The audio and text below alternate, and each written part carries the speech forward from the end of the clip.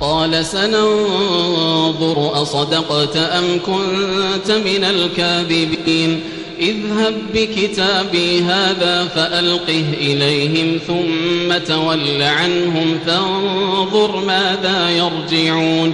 قالت يا أيها الملأ إني ألقي إلي كتاب كريم إنه من سليمان وإنه بسم الله الرحمن الرحيم ألا تعلوا علي وأتوني مسلمين قالت يا أيها الملأ أفتوني في أمري ما كنت قاطعة أمرا حتى تشهدون قالوا نحن أولو قوة وأولو بأس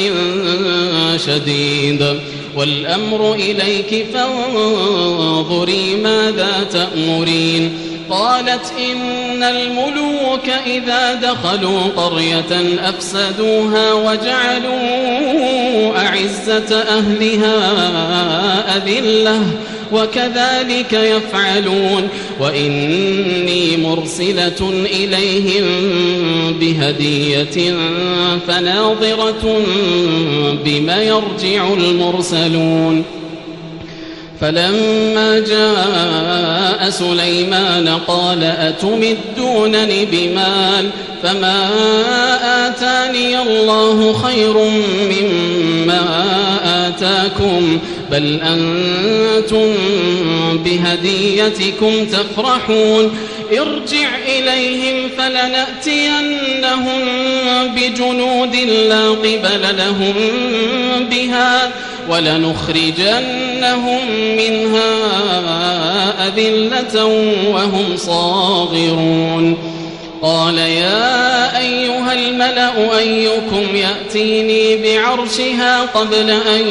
يأتوني مسلمين قال عفريت من الجن أنا آتيك به قبل أن تقوم من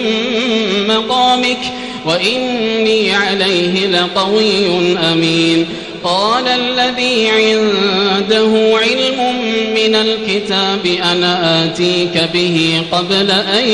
يرتد إليك طرفك فلما رآه مستقرا عنده قال هذا من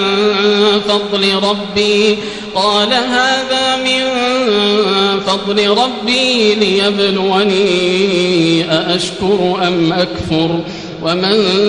شكر فإنما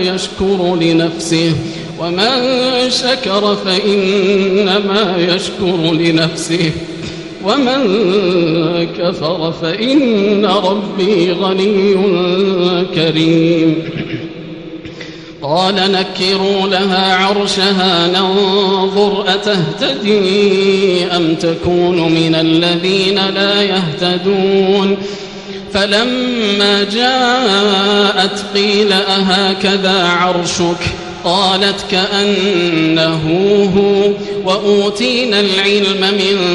قبلها وكنا مسلمين وصدها ما كانت تعبد من دون الله إنها كانت من قوم كافرين قيل لها ادخل الصرح فلما رأته حسبته لجة وكشفت عن ساقيها قال إنه صرح ممرد من قوارير قالت رب إني ظلمت نفسي وأسلمت مع سليمان لله رب العالمين.